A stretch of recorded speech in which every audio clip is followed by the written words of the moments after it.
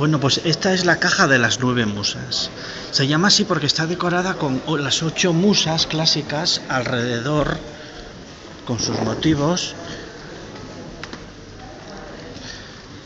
Y la 9ª musa está arriba, decorada arriba. Parece ser que es una caja que servía para guardar